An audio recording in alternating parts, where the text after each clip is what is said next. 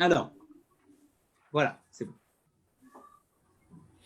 Donc, en vérité, on a bien vu finalement que cette histoire avec Yosef, c'est une histoire où Yosef, s'il s'est retrouvé dans cette situation-là, c'est peut-être qu'il a une part de responsabilité et qu'il a été finalement tenté et qu'il y avait peut-être un jeu de séduction qui était mutuel et qu'au final, au dernier instant, il a réussi en l'abandonnant son vêtement dans sa main, comme c'est marqué ligne 18 ici, Masechet Sota, il a réussi à faire face à la tentation. Comment a-t-il réussi à faire face à la tentation? Petite Pesso, Bévik de les morts, et il a abandonné son vêtement dans sa main. Des Otacha, à ce moment-là, Batadi Yokno Shelaviv, il a vu la vision de son papa, Yaakov. Venira Talo Bachalon, elle lui est apparue par la fenêtre. Pourquoi par la fenêtre? Pourquoi pas en face de lui? Eh bien, en fait, parce que comme la Torah venait de dire juste avant que il y avait VN Ish Mian Shebaït, il n'y avait personne dans la maison. Autrement dit, s'il n'y avait personne dans la maison, c'est que s'il a vu son père, c'est que l'apparence de son père ne s'est pas manifestée dans la maison, mais qu'elle s'est manifestée de l'extérieur. C'est pour ça qu'on est en train de dire que c'était à la fenêtre. À Marlo, il lui a dit son père, Yosef, tes frères seront amenés à être écrits sur les pierres du pectoral du grand prêtre. Et toi également. Souhaites-tu que ton nom soit effacé d'eux, et que tu sois appelé une personne qui est à la recherche, d'accord, de mauvaises mœurs, dire-t-il comme c'est écrit, Vero ezonot yabed on, que celui qui est à la recherche de mauvaises mœurs, il perd sa splendeur, il perd sa luminosité. Miyad, tout de suite, va teshev be'etan kashto. Il a posé avec vigueur son arc. Amar Rabbi Yochanan, c'est une phrase de Parashat Azinu. Amar Rabbi Yochanan Mishum Rabbi Meir. Il a dit Rabbi Yochanan au nom de Rabbi Meir. Chez Shavak Kashto Leetano. Ça veut dire qu'il a rangé son arc avec vigueur. Autrement dit, le membre qui peut le pousser à agir avec la tentation, il a réussi à le remettre à sa place et à faire en sorte de mettre de côté la tentation. C'est quelque chose qui est extrêmement dur, comme on l'a dit, quand on est sur le fait accompli. Vaya zéro et yadav. Ça veut dire quoi? Qu'il a éparpillé, d'accord? C'est la semence de ses mains. Na'at yadav, c'est la suite du verset de Azinu.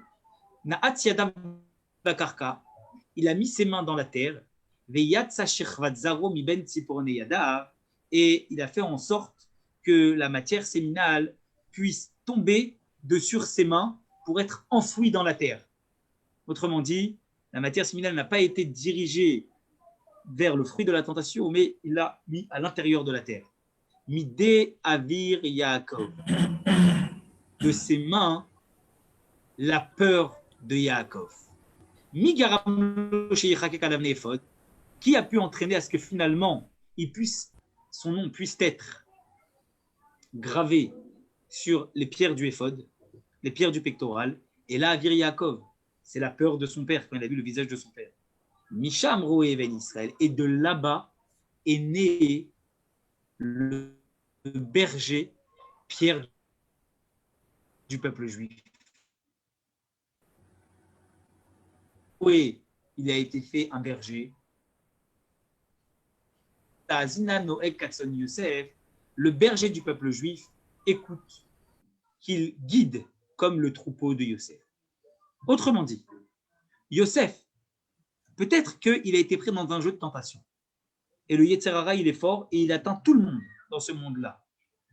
Mais ce qui distingue une personne digne d'une personne qui est quelconque, c'est qu'une personne quelconque, lorsqu'elle est soumise à la tentation, et plus elle se rapproche de la tentation, plus elle a de chances de tomber. Le fait d'avoir en tête la vision de son papa, c'est quelque chose qui l'a tout de suite donné la force de pouvoir se détourner de cette tentation Et par ça, il a mérité, d'accord, de pouvoir, Baruch Hashem, être une des pierres angulaires du peuple juif. Voilà pourquoi la Gemara dit au début qu'il a Kiddush Shamaim Beseter, qu'il a sanctifié le ciel en cachette. Parce que ce qu'il a fait Yosef, personne n'a su. À part Yosef lui-même et la femme de Potiphar, les autres n'ont pas su. Il a été jeté en prison, il s'est passé ce qui s'est passé, etc., etc., etc. Donc Yosef, cette sanctification du nom de Dieu où il était face à la de Dieu, pour pouvoir faire partie du pectoral et sanctifier le nom de Dieu et les tribus à venir, et ne pas, et se préserver de cette tentation de Échetish, une femme qui était mariée, comme on va le voir plus tard dans les lois d'isolement, alors il a mérité qu'on lui rajoute une lettre dans le nom de Dieu. Il a fait preuve de force, il a montré qu'il était fort, il a mérité ça. Yehuda, c'est quoi cette force qu'il a eue de pouvoir sanctifier le nom de Dieu en public? C'est quand il s'est trouvé, vous savez, devant la mer Rouge. Qui est le premier qui a sauté dans la mer Rouge? C'est qui? C'est Narshadav. Il a dit, la mer va s'ouvrir, on n'a pas peur, on y va. Narshon faisait partie de la tribu de Yehuda. Autre événement lié directement à Yehuda, qui montre qu'on voit qu'il a sanctifié le nom de Dieu en public, c'est un autre événement de la paracha de la semaine, c'est avec Tamar, l'épisode avec Tamar. Que s'est-il passé? Eh bien, vous savez, avec les 3 simanim, les 3 signes que Tamar a dit, à qui appartiennent ces signes-là? Et Yehuda, il a dit Tzadkam, il se reconnu dans le monde entier. Qu'est-ce qu'il a dit? Il a dit, eh bien, c'est la paracha de la semaine dernière, excusez-moi. Paracha de cette semaine, paracha qui arrive. Il a dit, finalement, elle a raison. C'est moi qui me suis trompé. La force d'une grande personne, regardez. C'est ça qu'on voit dans les épisodes de Yosef et de Yehuda. C'est pas celle qui est perturbée. C'est celle qui arrive, malgré les perturbations, à assumer la conséquence de ses actes et surtout, lorsqu'il se trouve devant la tentation, à être fort, à être midgaber. Parce qu'en général, quelqu'un qui se croit le plus fort, il ne veut jamais avouer ses torts. Ou il tombe dans la tentation. Mais aussi bien Yosef que Yehuda, ils ont montré l'un comme l'autre qu'ils ont assumé leurs actes et ils ont su faire face à la tentation et prendre la pleine mesure de l'épreuve qui était en face d'eux. C'est à ça qu'on reconnaît une grande personne, pour Yehuda que pour Yosef. On est ligne 30. Tania, on a enseigné. Aya Raoui Yosef. Yosef était à la base apte la tête Mimenu Yudbet Shvatim. Yosef aurait dû donner naissance à 12 tribus. Kederer chez Yatsumi Yaakov Aviv. Comme ça a été le cas pour Yaakov, qui a donné 12 tribus. Chez Neymar, d'où le sait-on? Et les Toldot Yaakov, Yosef. Voici les générations de Yaakov, Yosef. Autrement dit, des générations que exactement la même chose à propos de Yosef. Exactement la même chose. La même chose qui s'est passée avec Yaakov, s'est passée aussi avec Yosef. Yosef devait donner naissance à 12 tribus comme son père. Et là, mais qu'est-ce qui s'est passé? En vérité, eh bien, Yatsa Mimenu, Yatsa est sorti de lui, Shirvat Zaro est sorti de lui. D'accord? Malheureusement, je remonte en haut, comme ça vous voyez la page.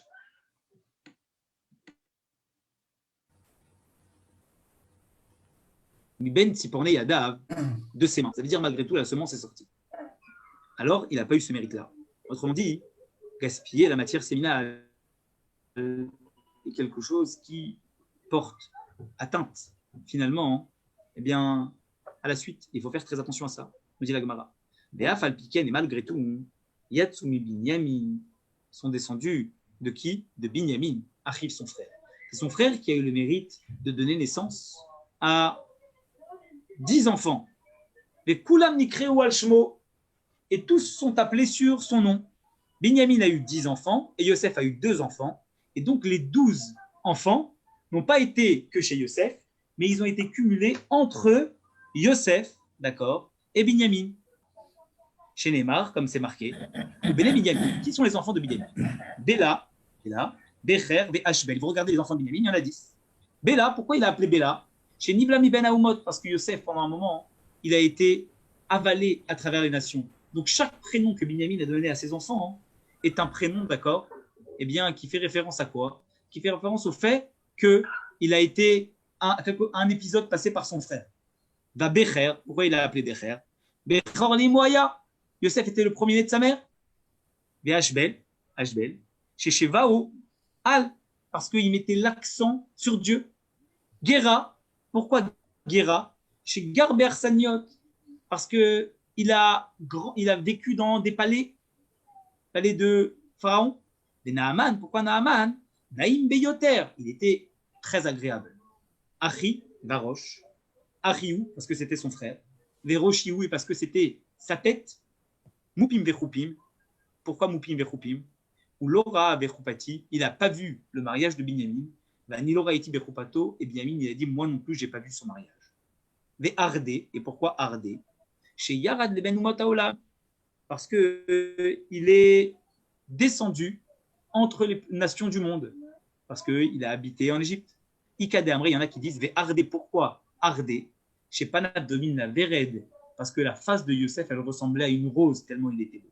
Donc vous voyez, chaque prénom que Binyamin a donné à son frère fait référence à quelque chose qu'a vécu Yosef. Maintenant qu'on a vu ça, on repassera sur les lois de l'isolement un peu plus tard. On va maintenant parler de la relation entre Yosef et Pharaon. Amar Rabbi Chia. Rabbi Chia a dit Baraba, Amar Rabbi Yochanan, au nom de Rabbi Yochanan. Bécha, Shamarlo, Paro et Yosef. Au moment où Paro a dit à Yosef, ish et yado, et par toi, aucun homme ne pourra être au-dessus de toi. Autrement dit, au moment où Paro a consacré Yosef comme étant le vice-roi d'Égypte, Amrou, ils stagnent les Paro, ils ont dit les serviteurs de Pharaon, Eved, chez les Kachorabo, des Esrim Kesef, Tamchile ou Alenu. Un serviteur que son maître a vendu pour 20 pièces, il va prendre le dessus sur nous. Si t'es pas content que Yosef prenne le dessus, c'est quoi cette histoire? Amar la haine, il aura dit, Ginune Malchutaniro Ebo. Il a dit, je vois en lui des traits de royauté. Par où il voyait chez Yosef ça? Amroulo, ils lui ont dit, Imken ye yode abeshim lashon. Alors si c'est le cas, il doit maîtriser les 70 langues. Montre-nous qu'il connaît les 70 langues. J'aimerais bien voir si tu vois des traits de royauté. Bas Gabriel, il est venu l'ange Gabriel à ce moment-là. Velimdo shebim lashon. Et il a enseigné à Yosef les 70 langues, les 70 langues. Lo avakagama, aussi flo atachat mishmo shel hakadosh baruch hu. Il n'arrivait pas à terminer. Qu'est-ce qu'il a fait, l'ange Gabriel? Il a ajouté une lettre à Yosef. Et il l'a appelé Yosef, chez Neymar, comme c'est marqué. Et doute be Yosef, samo betzeto el eretz Mitzrayim. Donc pourquoi on parle de cet épisode entre Paro et Yosef alors que c'est la paracha de la semaine prochaine? C'est parce qu'en fait, vous voyez bien, d'accord, que l'histoire de la lettre supplémentaire rajoutée au nom de Yosef, certains disent que c'est parce qu'il a réussi à faire face à la tentation. Et la suite de la Gemara, elle dit que c'est parce que justement, il a fallu lui rajouter une lettre pour lui donner une force supplémentaire de réussir à apprendre les 70 langues. Chez les marques, comme c'est marqué, Edut be Yosef, Samo Betzeto El Eretz Mitzrayim. Le témoignage de Yosef, son nom, on l'a mis quand il est sorti vers la terre d'Égypte. C'est Fat le Yedati Eshma, la langue que je ne connaissais pas, j'ai entendu. Autrement dit, c'est le Télim qui dit ça, la langue que Yosef ne connaissait pas, il l'a appris grâce à la lettre supplémentaire qu'il doit rajouter. Ou les Macha, et le lendemain, Kol Lishana de Ishta et Paro Beade à Adarle. Quand il s'est retrouvé devant Pharaon, chaque langue que Pharaon essayait de parler avec lui, qu'est-ce qui s'est passé? Il arrivait à lui répondre. Ishtaïyu, il a parlé avec lui, Belachan la Kodesh, en hébreu. Lava Kayada Mayavamar, il ne savait pas répondre. Du coup, c'est Yosef qui est arrivé en position de force, parce que Yosef réussissait à répondre aux 70 langues, aux 70 langues abordées par Pharaon, mais dès qu'il a commencé à parler en hébreu, Yosef, Pharaon n'arrivait plus à répondre. Il ne savait plus quoi dire. À Marley, il lui a dit, Agmari, apprends-moi cette langue-là, il lui a dit Pharaon. On est ligne 56. Agmaré, il lui a enseigné, Vélo Gamar. Le problème, c'est que Pharaon n'arrivait pas à l'apprendre, le Lachon HaKodesh. Amarle, il lui a dit Ishta bali de l'omigalet. Jure-moi que tu ne dévoileras jamais à personne que je n'ai pas réussi à apprendre cette langue-là et que tu maîtrises une langue de plus que moi. Ishta balo, Yosef a juré à Pharaon. Donc il y avait, si vous voulez, un serment entre Yosef et Pharaon. Et vous savez que ce même serment, on le retrouve dans la parachate Vayechi, qui a marlé quand il lui a dit plus tard, Yosef à Pharaon,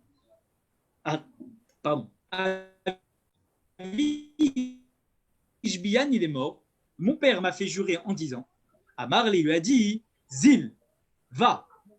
À quoi il faisait référence qu'il a dit mon père m'a fait jurer? Mon père m'a fait jurer de ne pas l'enterrer en Égypte, mais de l'enterrer en Israël. Amar lui a dit, Zil est taché les chouatach. Il lui a dit, va, je te dispense de ton serment à ton père. Autrement dit, tu sais quoi?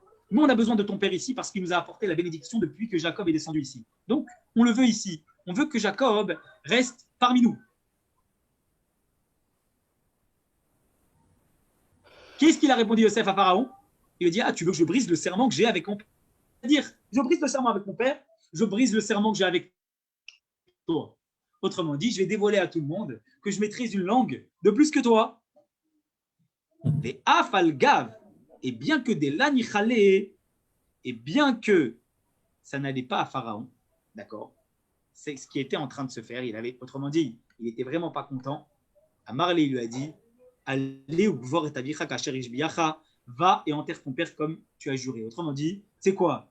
J'aime pas du tout ce rapport de force entre toi et moi, mais puisque tu me menaces de casser notre serment, alors respecte ton serment avec ton père et comme ça tu continues à respecter le serment qu'il y a entre toi. D'accord? Ça, c'était ce qu'on a vu sur le Talmud. Donc, à propos de Yosef, la femme de Potiphar, et Pharaon.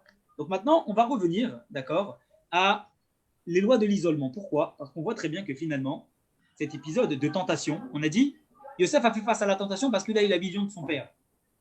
Mais la question, elle n'est pas d'en arriver là. Nous, on doit se fixer des barrières. Comment se fixer des barrières?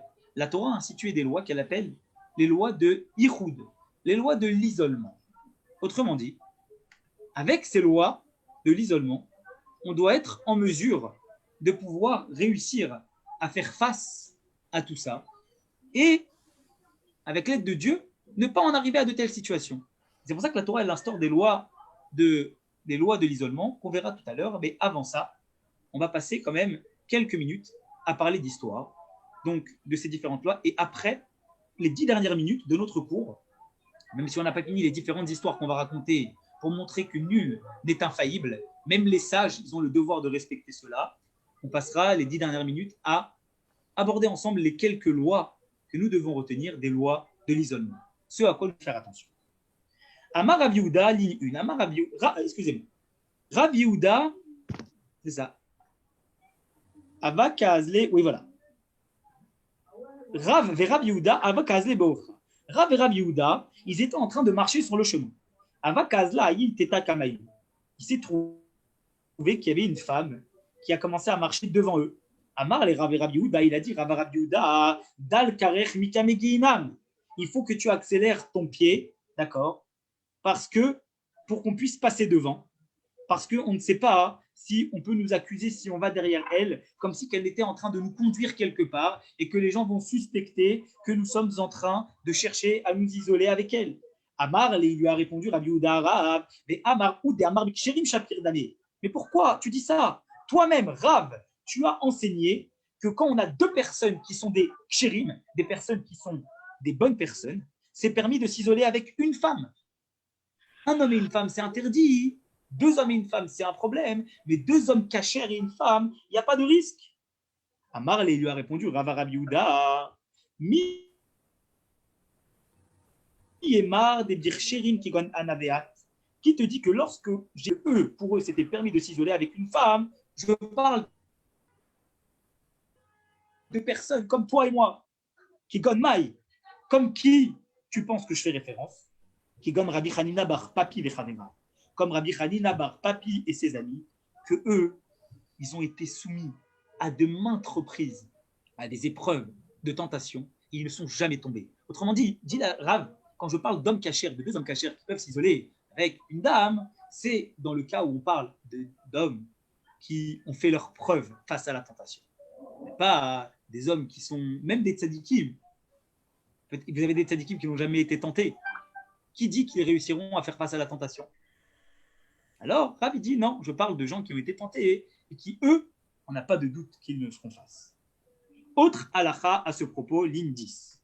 Amar Rav Malkin, Amar Rabbi a dit Rav Malkin, les coups que le tribunal rabbinique instaure, dans certains cas, al-iroud, pour celui, d'accord, ou celle qui s'est isolée alors que c'était interdit. Des enosrim al-iroud. Et on n'interdit pas, d'accord, une femme mariée sur son mari à cause du iroud. Pourquoi? Parce que, effectivement, à la base, ça ne concerne pas un homme et une femme mariés, ça concerne un homme et une femme qui ne sont pas liés.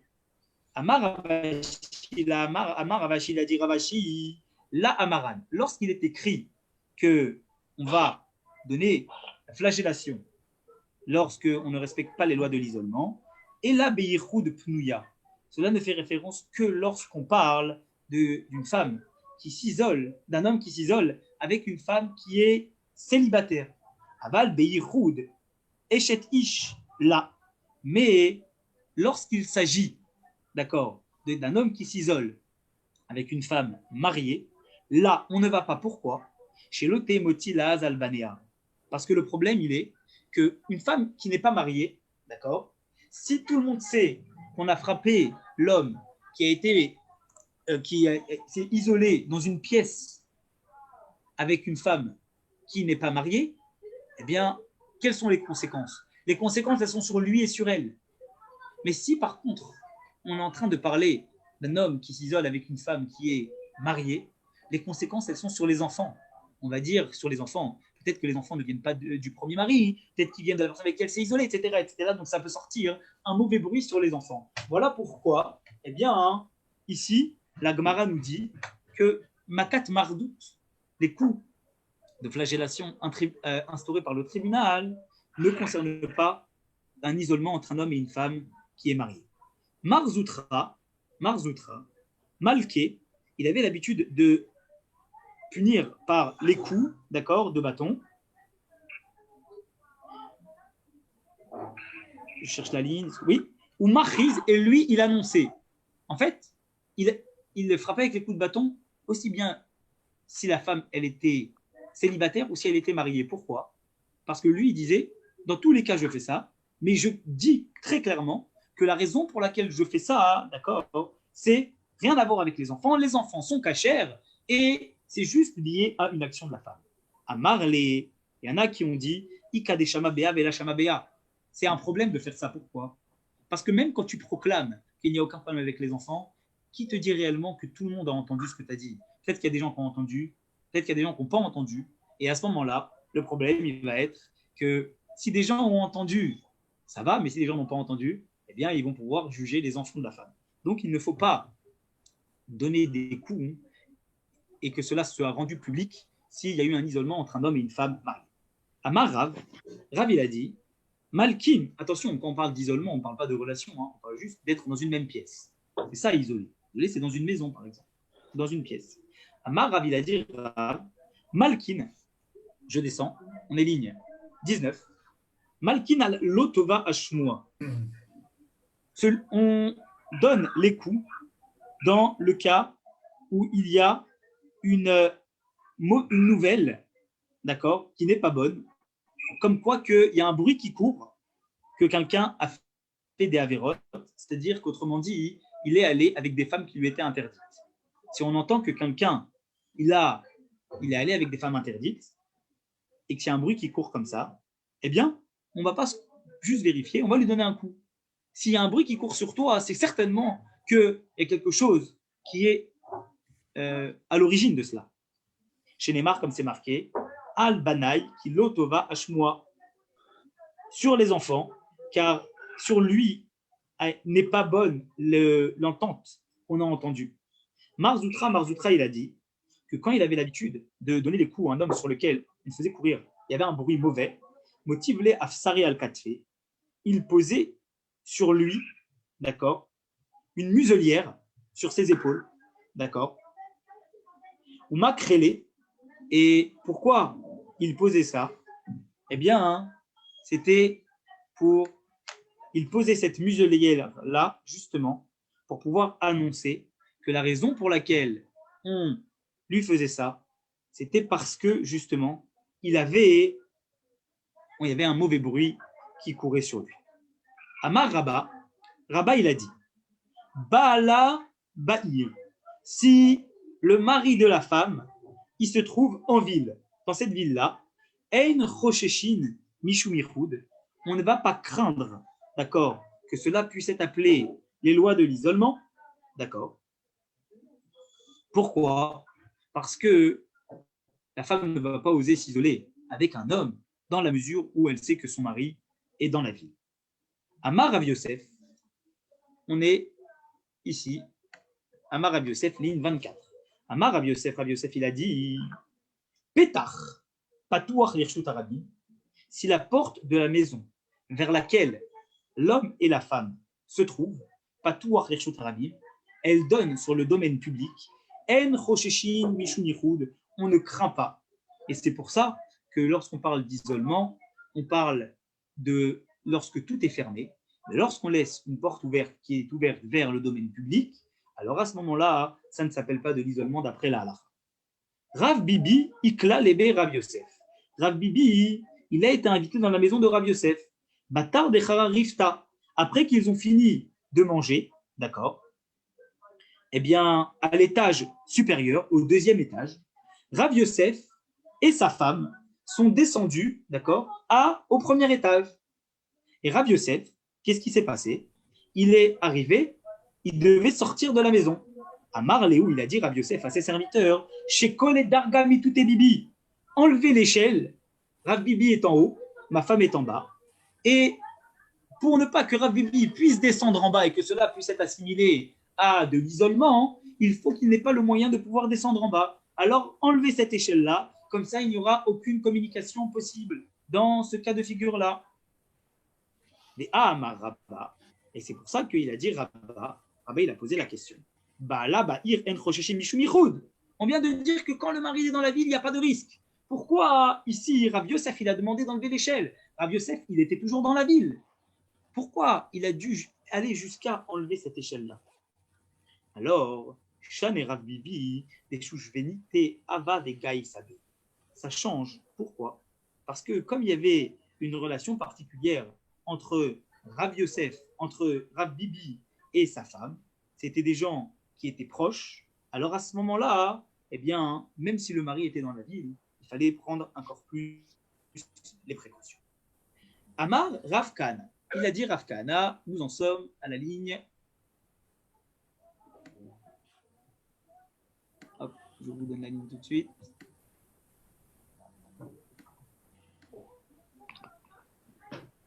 Alors, on est en bas, si vous voyez. Alors, instant, je fais redescendre. Voilà, Amar Rav Kahana, ligne 32. Amar Rav Kahana, il a dit Rav Kahana, admettons qu'on ait deux pièces, d'accord? On a une pièce qui est intérieure et on a également une pièce qui est extérieure. Et donc, pour rentrer dans la pièce intérieure, il faut passer par la pièce extérieure. Et pour sortir de la pièce intérieure, on est obligé de rentrer dans la pièce extérieure. Que dit Rav Kahana? Anashim mi bachutz, si les hommes sont dans la pièce extérieure, des nashim mi bifnim, et que les femmes sont dans la pièce intérieure, en chosheshim mishum ichud, on ne craint pas qu'il y ait du ichud. Pourquoi il dit ça? Il dit, par contre, il dit anashim mi bifnim, si les hommes ils sont dans la pièce intérieure, des Nashimi Bachutz, et que les femmes sont dans la pièce extérieure, alors là, il y a Yichud. Pourquoi? Parce que quand les hommes sont dans la pièce extérieure et que les femmes sont dans la pièce intérieure, les hommes, s'ils veulent sortir, qu'est-ce qu'ils font? Ils sortent directement. Dit par contre, quand les hommes sont dans la pièce intérieure et que les femmes sont dans la pièce extérieure, quand les hommes voudront sortir, qu'est-ce qui va se passer? Ils sont obligés de passer par la pièce extérieure. Et puisque dans la pièce extérieure, il y a des femmes, alors on craint qu'il y ait faute. C'est pour ça qu'il ne faut pas se retrouver dans une telle situation, me dit la Gemara. Alors, Bematnita Tanaïpra. En vérité, la Gemara dit que on a enseigné dans la Mishnah exactement l'inverse. Pourquoi? Parce qu'en fait, on peut voir les choses sous l'autre angle. On peut dire que, en fait, le fait que l'homme, il se trouve dans la pièce extérieure et que la femme se trouve dans la pièce intérieure, c'est que l'homme, il va avoir plus de facilité à rentrer dans la pièce intérieure. Pourquoi?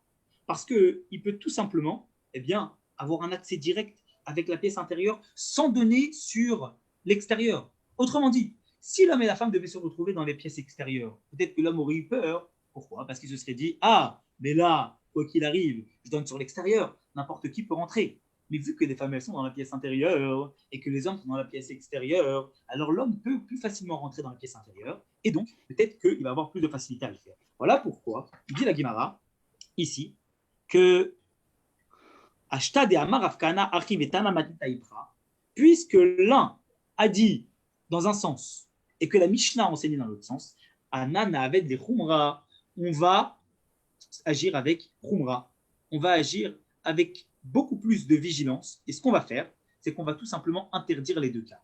Si on a une pièce intérieure et une pièce extérieure et une pièce attenante intérieure, eh bien, on ne va jamais faire en sorte de mettre des hommes dans une pièce intérieure et des femmes dans une pièce extérieure, ou des hommes dans une pièce extérieure et les hommes dans la pièce intérieure. Pourquoi? Parce qu'on peut en arriver à des cas de figure qui, chas v'shalom, peuvent poser des soucis. Voilà, vous voyez comment la Torah, elle prend énormément de précautions. On va finir juste les quelques lignes en haut avec Abaye, et après on passera aux différentes lois qu'on peut déduire. Abaye, quand il voyait des kvutzot, des assemblées de personnes, hommes et femmes, qui se réunissaient, des endroits où il y avait des hommes et des femmes, d'ailleurs goulfé, il mettait des lignes de cruches en argile, comme une mechitsa entre les hommes et les femmes. Comme ça, si les hommes ils veulent aller vers les femmes, ou vice-versa, eh bien, les cruches, elles vont automatiquement se faire entendre, et cette chose-là va se savoir. Et donc, ça va les dissuader. Donc, il faut mettre en place des moyens de dissuasion pour ne pas en arriver à de telles choses. Rava, d'ailleurs, Kané, lui, il mettait entre les hommes et les femmes des lignes de cruches, et il faisait en sorte que ça puisse s'entendre. Amar Avin, il a dit à Avin, Sagva des chata rigla, d'accord, c'est à quel moment on en arrivait à de telles cas de figure? C'était quand le peuple juif se réunissait pendant les fêtes de Tishri, d'accord, au Beth Amikdash, il y avait des hommes et des femmes, donc il fallait prendre des précautions pour ne pas en arriver à de telles choses. Ça, c'est par rapport à tout ce qu'on a dit. On va maintenant, comme je vous l'ai dit, aborder quelques lois, d'accord, qui sont directement liées avec ce qu'on a vu. Alors, vous me laissez un instant, comme ça je vais faire afficher à l'écran les lois. Vous allez les voir tout de suite.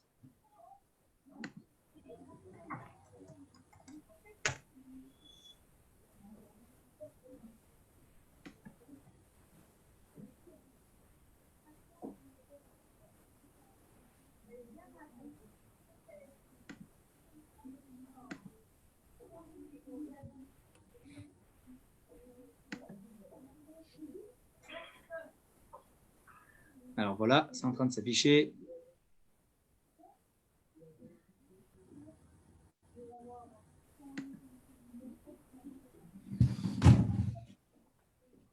Alors,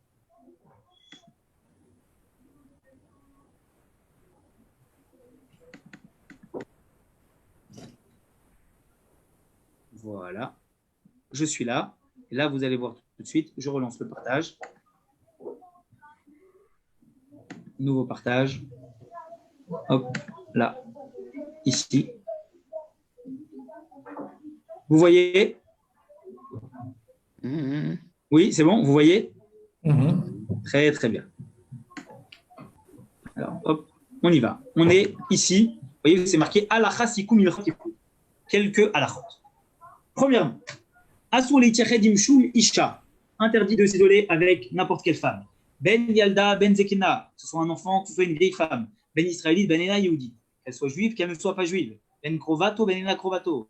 Qu'elle soit proche ou qu'elle ne soit pas proche. Chutz. Attention, exception. Mina'al, le père. Mutar Leitiyached Im Bito. Il a la permission de s'isoler avec sa fille dans la même maison. Ve'em, seul. Ve'em Bena, la mère avec son fils. Abal Mishto, le mari avec sa femme. Afalpishi Nida, bien qu'elle soit Nida. Im Aïta Ishto Sham, si sa femme était là-bas dans la maison, Mutardo Leitiachet Gami Macheret, aucun problème de s'isoler également avec une autre femme, Ishto Mishmarto, parce que sa femme elle est là et elle garde la chose. Aval Israélite, Lotitiachet Imeno Yehudi, mais en aucun cas une femme juive peut s'isoler avec quelqu'un qui n'est pas juif. Afilu Ishto Imo, même si sa femme, d'accord, au non-juif, elle est là.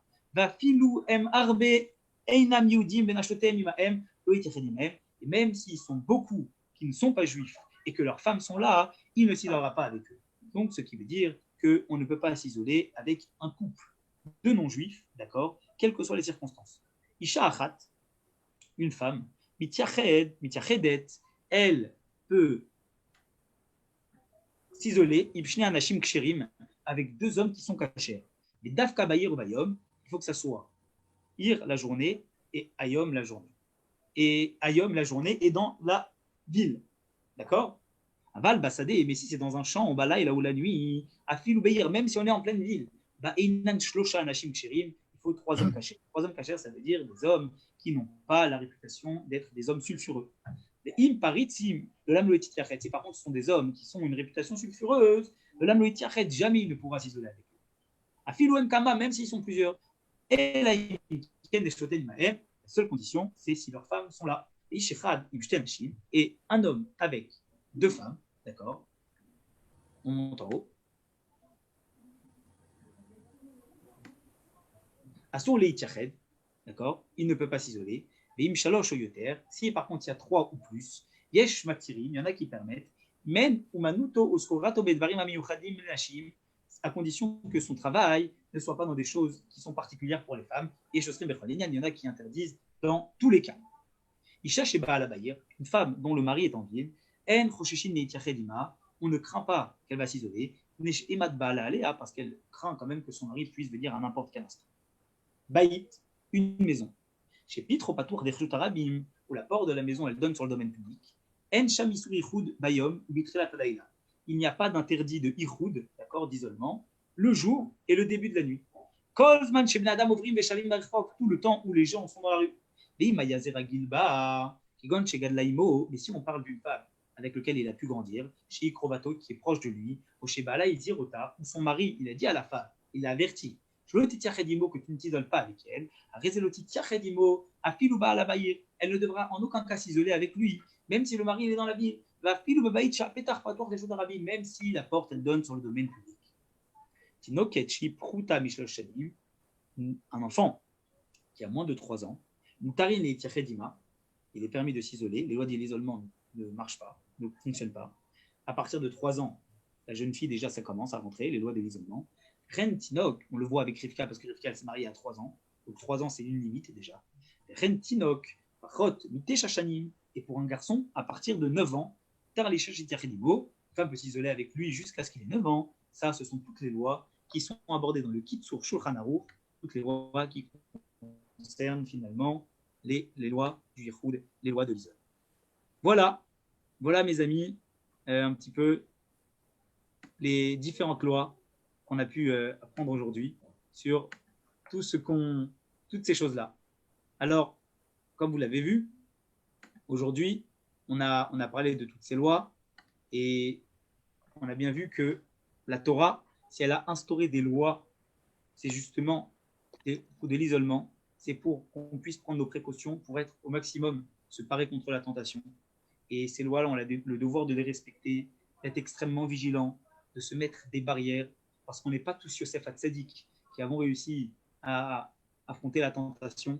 On n'est pas tous les tzadikim qui sont mentionnés à l'intérieur de la Gemara qui ont fait face à la tentation. Et on n'a pas tous la possibilité de pouvoir le faire. C'est pour ça que la Torah elle a instauré des lois qu'on se doit de respecter. Et en respectant ces lois-là, alors on se part de tout problème et de tout souci qui peut arriver et découler de cette chose-là. Alors ça, c'était pour aujourd'hui. Et évidemment, cette histoire entre la femme de Potiphar et Youssef, on la reprendra ensemble de façon plus profonde pour voir beaucoup plus profondément ce qu'on peut apprendre, pas juste sur l'épisode de la tentation par rapport à une femme et un homme, mais de façon générale sur la tentation dans son ensemble. Que peut-on apprendre de cet épisode-là? Et si Dieu veut, nous aurons l'occasion de voir tout ça, eh bien, Bédrat Hashem, jeudi, dans notre cours du matin. Azak. Voilà, chers amis. Voilà. Alors, s'il n'y a pas de questions. Mais les tentations ne sont pas seulement d'ordre sexuel, il y a d'autres types de tentations également dans la vie. Exactement.